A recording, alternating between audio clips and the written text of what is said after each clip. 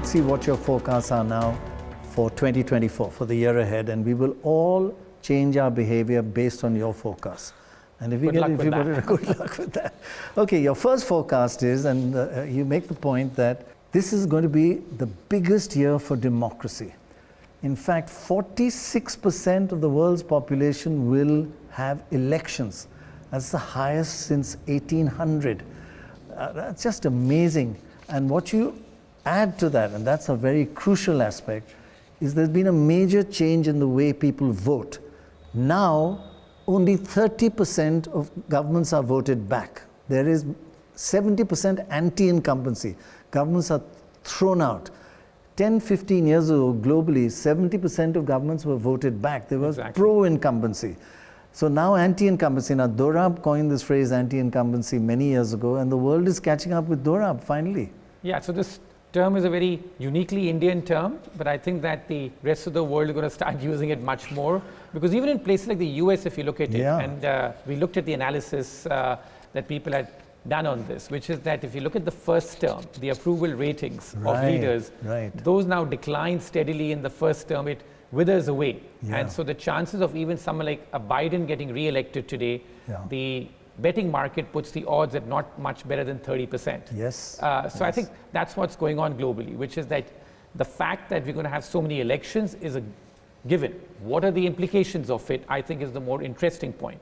One of the implications is that given the very low approval ratings, and it's a mystery why approval ratings are so low of leaders, because economies, as we argue, hasn't done that badly, but in general, because it's of income inequality or general pain that people are facing, that we have this tendency to throw the leaders out. So I think that most leaders going to the polls this year run the risk of losing their re-election bid. And there's so many elections.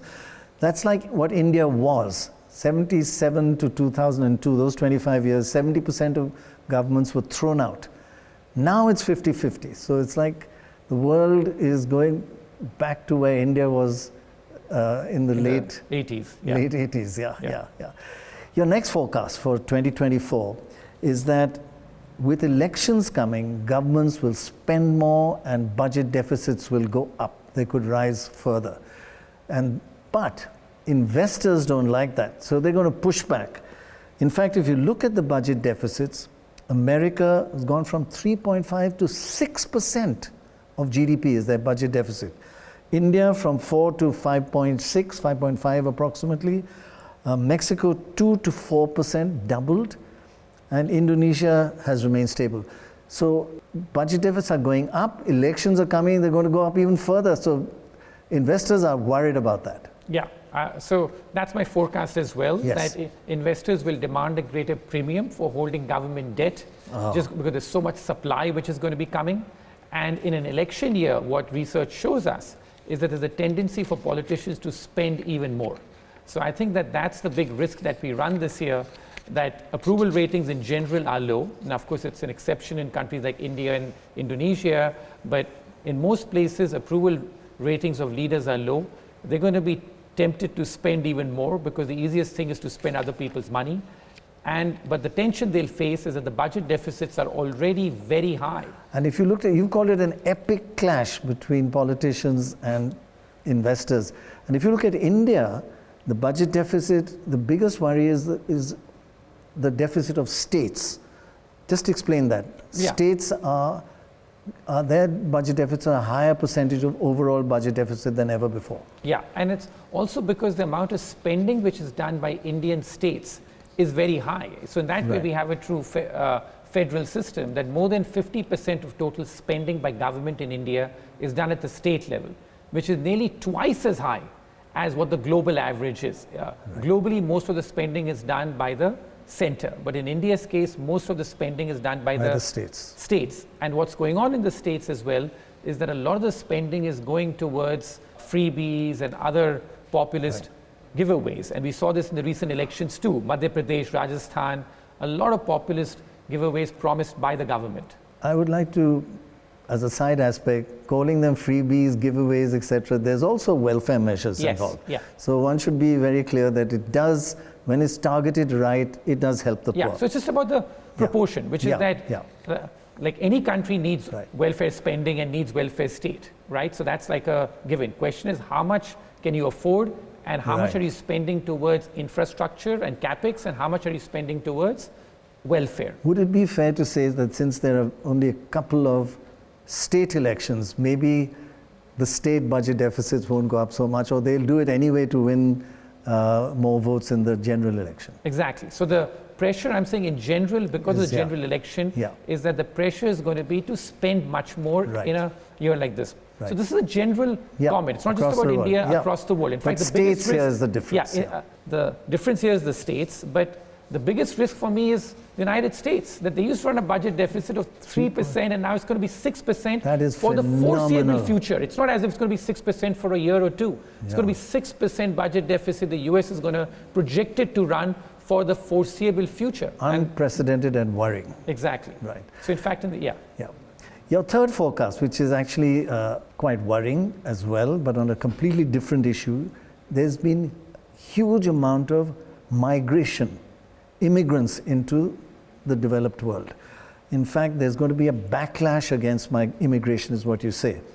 America, immigration is up 35%, UK 45%, Canada up 20%, and Australia up 25%. Now there's going to be a backlash, but you also say that actually it's helping India a bit, because NRIs who are emigrating from here are sending back money, and it's gone up to 125 billion in remittances to India.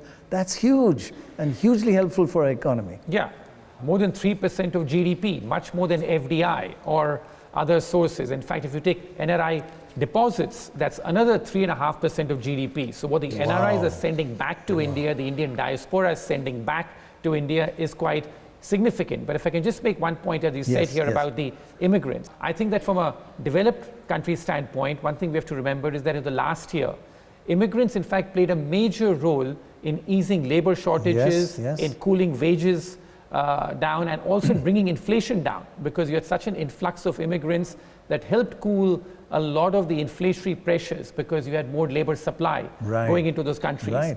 But it also leads to social tension. Exactly. And the numbers I showed you there are just legal immigrants.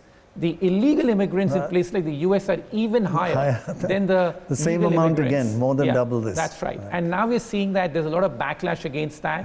And so we're seeing a cooling off of that pressure. Now, this is a bit of a tough choice. On one hand, the local populations here want less immigration because it sort of helps them more, and it also keeps the social fabric more intact. But on the other hand, having more immigration helps cool inflation down, and so that positive goes away.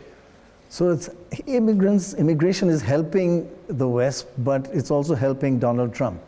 Because that social tension you talk about. There's this anti-immigrant policy, even in the UK. Right, and even all over actually. And even because the elections we saw in 2023 in Poland, or the Dutch elections, we in fact saw that immigration became a big issue, and I suspect it's going to be a very big issue in the 2024 election. And we have seen some governments coming into power, quite nasty governments, nasty rhetoric coming into power based on anti-immigrant statements. Yes, in Europe we've seen that. Now coming to the economy and your fourth forecast, you're saying that there's going to be no bust, no terrible recession, but there will be a slowdown. That's inevitable.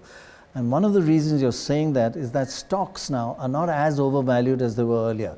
They were overvalued 45% in 2021. Now they're overvalued 20%. So there's not as much of a drop to happen. You're also saying the rise in interest rates will have no immediate impact because a lot of, say, US interest rates are fixed. So even if the government raises interest rates, people are still paying their old fixed interest rate.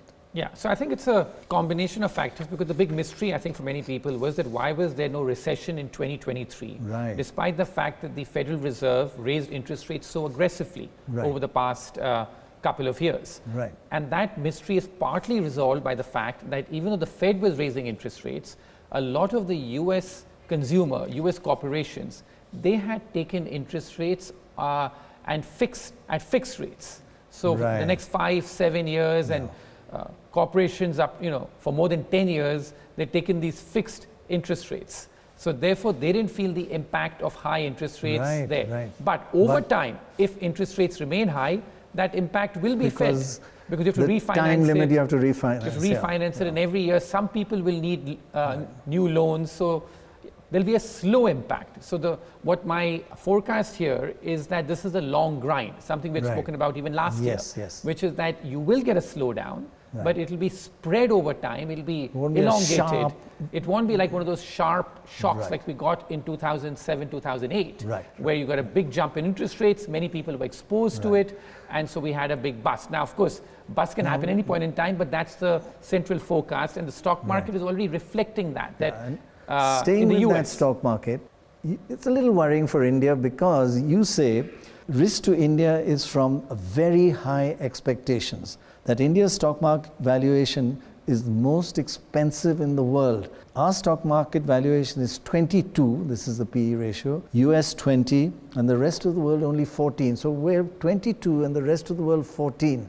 So are the expectations too high, and what are you worried about that? Yeah, so I'd say in general that the overall economic scenario for India looks pretty good, and we have spoken about that. But my only concern is that a lot of this is maybe in the price because expectations are very high, and also volatility is very low in India. In fact, the volatility of the Indian stock market today is technically the lowest in the world. So it's the most expensive market and the least volatile market. If you just look at the volatility. Doesn't that disappoint you? You guys make money on volatility, don't you? No, in fact, you're a long term. That there's so much retail speculation in the stock market. A lot of people doing futures and options activity. The retail speculation in the stock market is very high. So those are some things to remain concerned about and to be aware of, even if the underlying economic fundamentals look relatively okay. That expectations are very high and there's a fair amount of complacency set in the price of the Indian stock market. Right. I mean, there is a little bit of downside worry, but generally Indian economy is doing okay. But I do have something I'd like to ask you about. Should we be happy with 6%, 7%? To get to another level, to become a moderately developed country, we need 12%. If we sit back and say 6% is great, okay, it's better than many other countries, but we have a low base and 6% is not going to accelerate us the way China accelerated. Yeah, but I've never had such expectations. So because I guess maybe because I just, sort of in terms of, you don't have faith in, I have full faith, 12%. As I've always said about India, the line that I've always had, this is the country that consistently disappoints the optimists and the pessimists.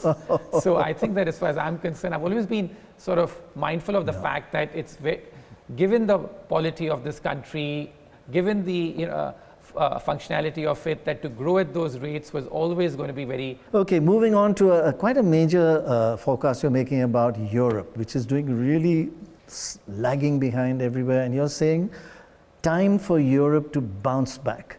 That since 2011, that's more than 12, 13 years, Europe has lagged behind the US. They were going together up till then, and then there was a gap.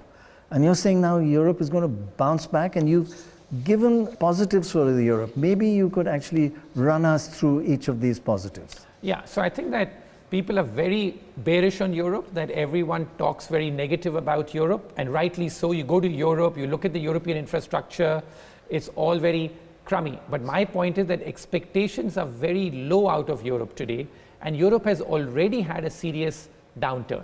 So first thing you say that Europe's savings are much higher than the US. Yeah, so there are a list of reasons that are given as to why potentially Europe could surprise on the upside. Maybe you could go through that list with us. So one I said is that the savings rate, like as you know, lots of governments gave massive amounts of stimulus. In America, the consumer got the stimulus and has gone and virtually spent all of it. Right. In Europe's case, they have saved a lot of it, partly because of the fact that they are much more cautious. So they have a much bigger savings net. And you've also said that's hope for the future, that Europe's inflation has declined more than the US. The inflation is much more under control. Yeah, no, but in terms, apart from being under control, it's the fact that it's fallen from very high levels. So they suffered enormously from the Ukrainian energy crisis.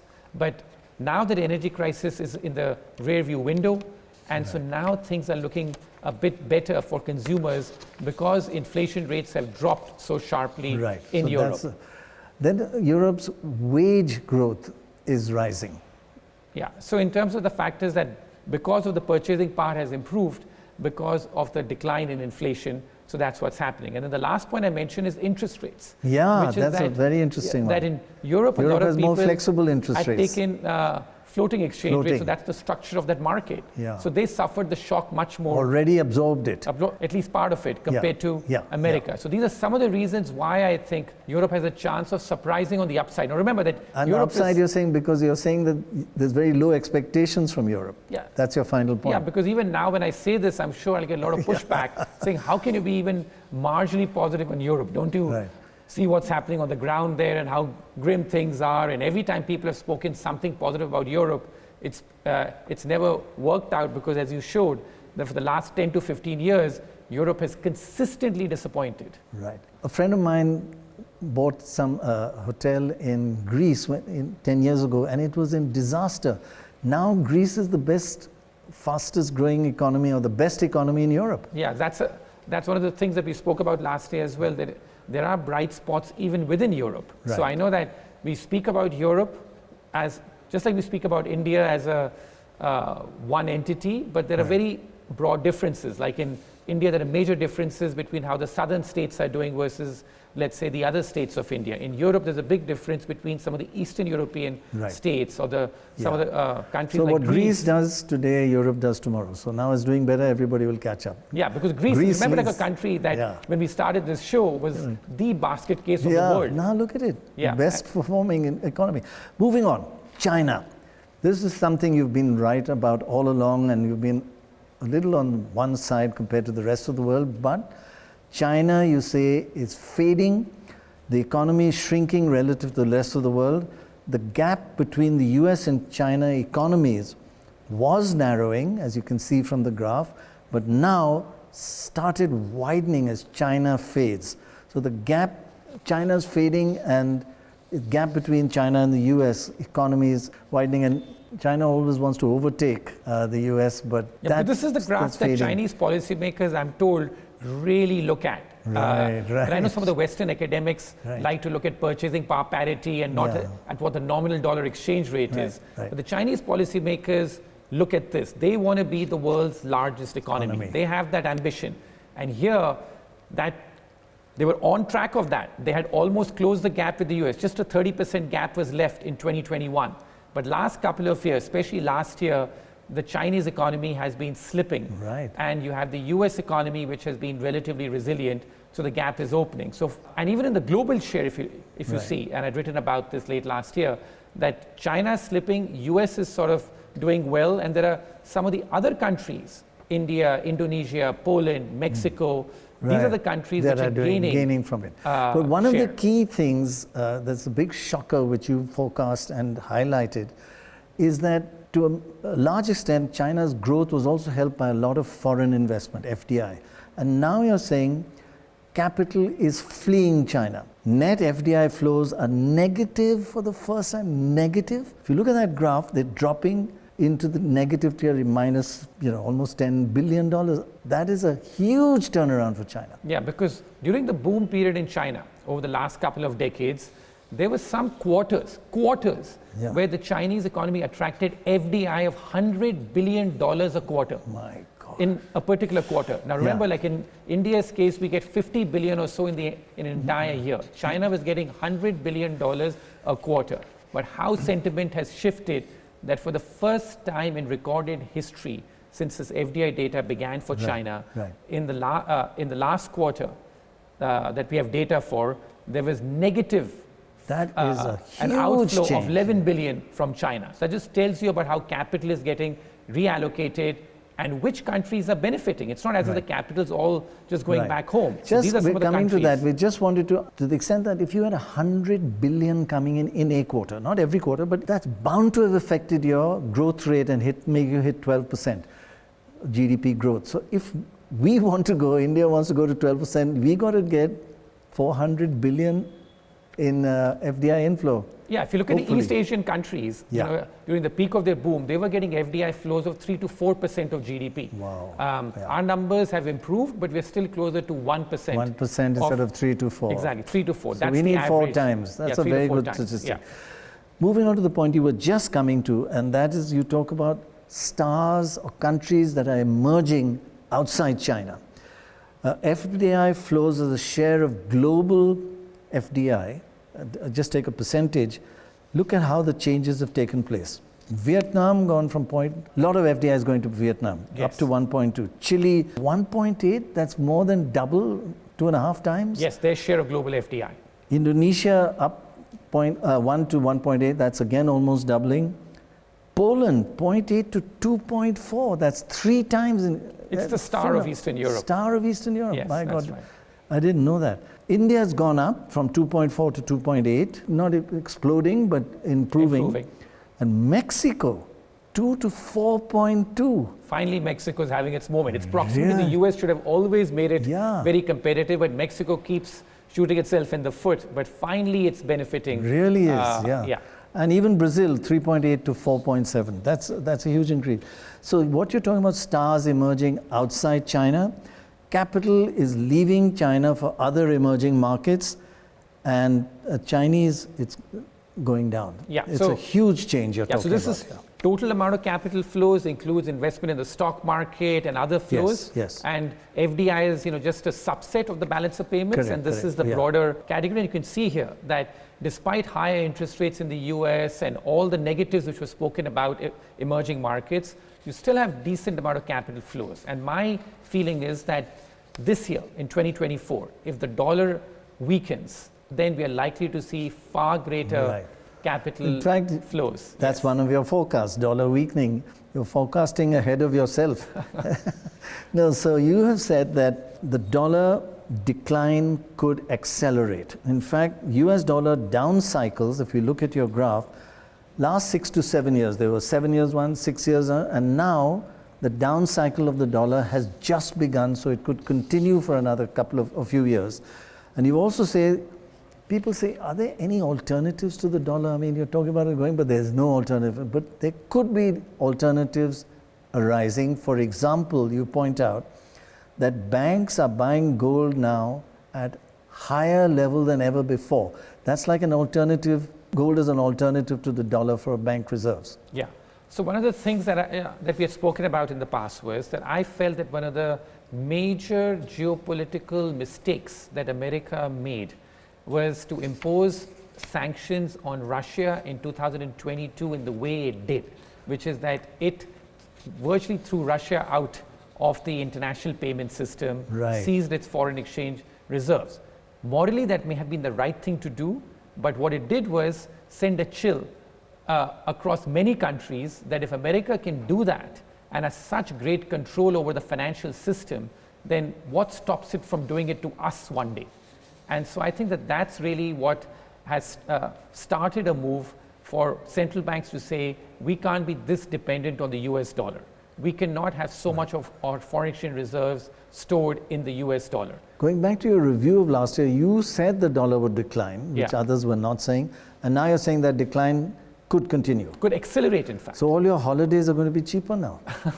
That the decline could, in fact, accelerate. So, in fact, the other way around, which is that as a US resident, in fact, I mean, I think that the dollar getting somewhat less expensive is almost better than what it used to be. And what about gold getting stronger, that people should invest in gold? Or I think generally, I think that having some investment in gold does make sense because people are looking for alternatives. The problem today is that, in the past, if you looked at it, when a currency was declining, you were excited about some other currency, especially from a long-term perspective.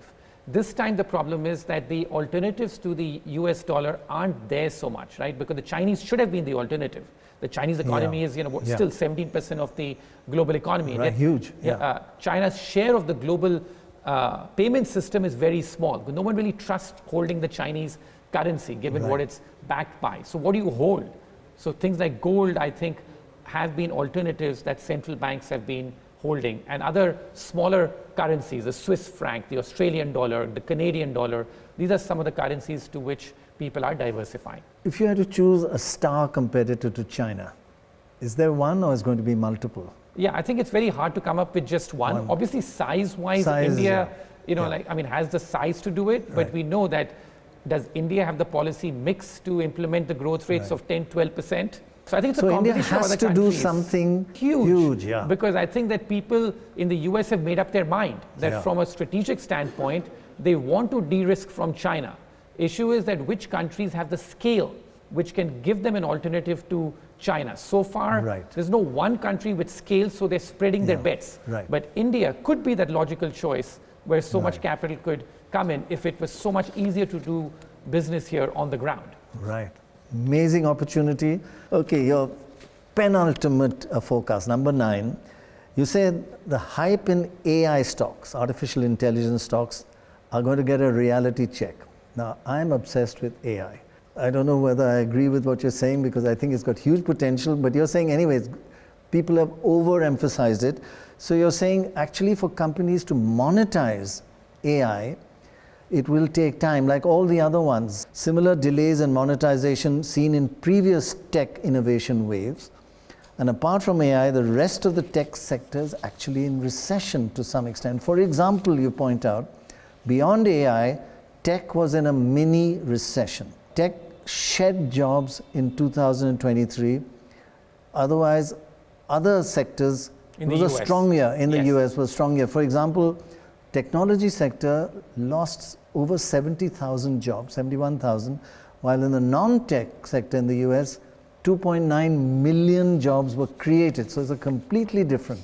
So AI has changed the whole perspective.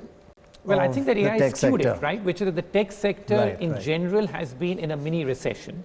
And that's what the data shows. Yes. But it doesn't show up in, let's say, the stock market performance because it's so skewed by the AI wave. And what I'm saying on AI, Prannoy, is not that AI is not for real. It's a huge revolution.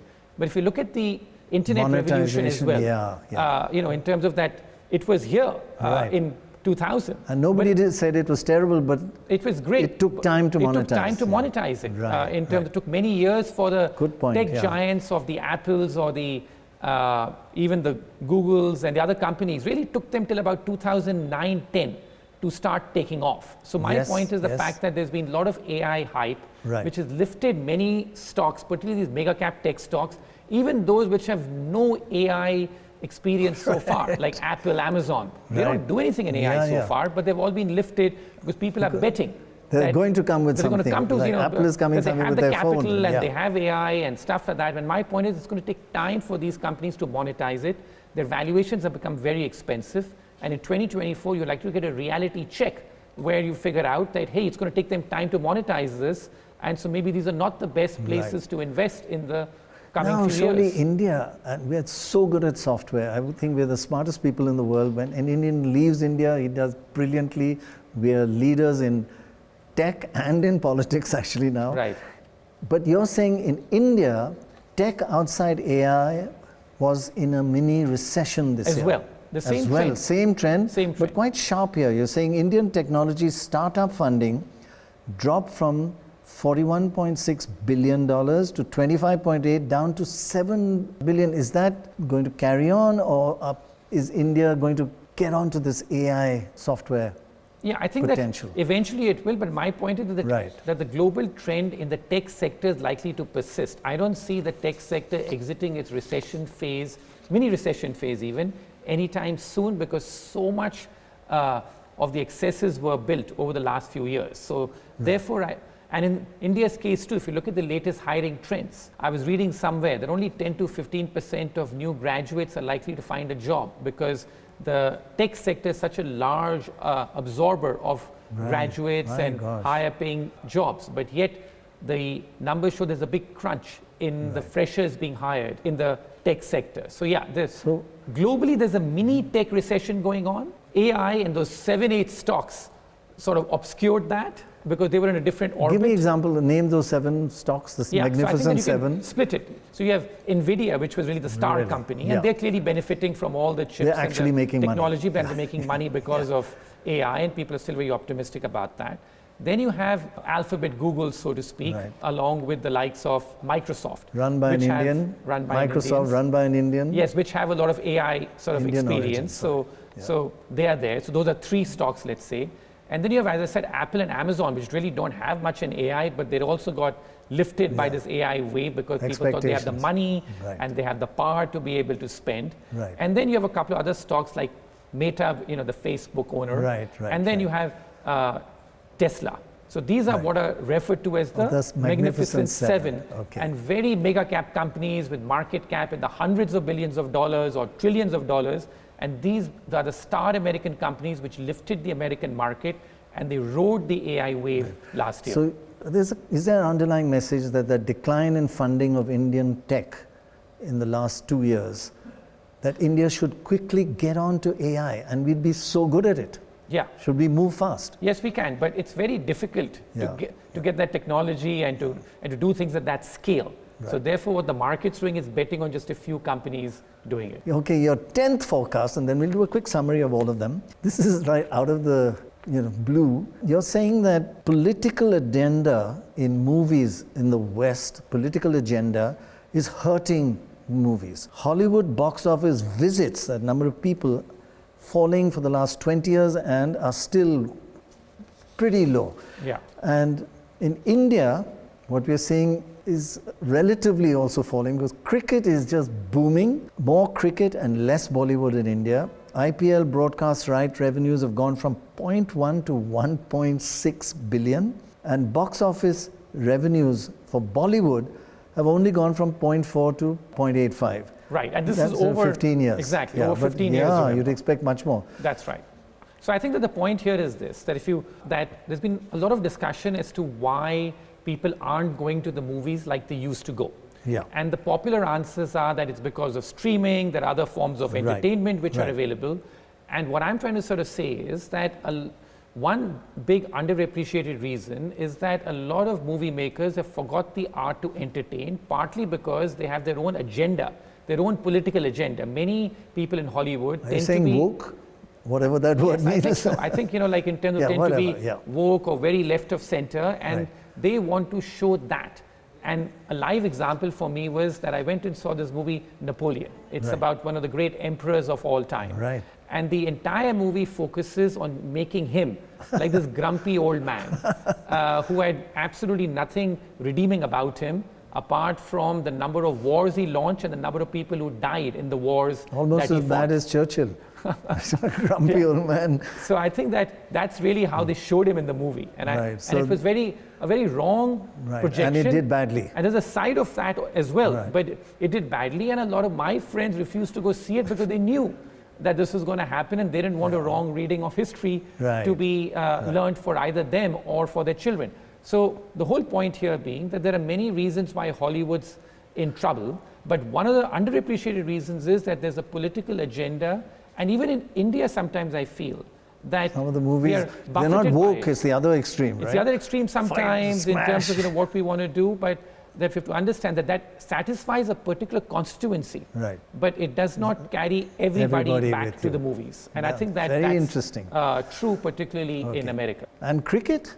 Yeah. Because it doesn't have a political agenda, it's doing very well. Yeah, so in cricket you may have your own internal politics, but I think that the key thing is this, and also it's much more democratic in a way, that in the case of Bollywood, there's been so much thing about the same stars dominating after 30, 40 years, so much talk about nepotism and stuff, but yet when it comes to cricket, you have people who come from such small towns, from very modest backgrounds, they're able to rise. And it is IPL, a major difference. And IPL has been such a big revolution, because I suspect that if you didn't have IPL, I don't think that people have the attention span to watch very long format stuff anymore. But IPL has just been such a revolution, and the valuation shows up, that the valuation of the IPL has gone up.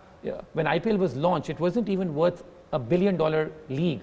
Today, the valuation of the IPL is close to $15 billion. 15 billion compared to 1 billion. Yeah, and just look even at less the than fact, 1 billion. and as far as movies are concerned, the growth has been very incremental, slow. And we'll have a good year like 2023 relatively, but even 2023, the total box office receipts in dollar terms globally from Bollywood was not very different from what it was in 2019. Right. So the growth is just so limited, and we need to do more introspection as to why this is not working, rather than be delusional that, oh, it's just a matter of time before the audience comes back. Things have to change. I had no idea about this comparison.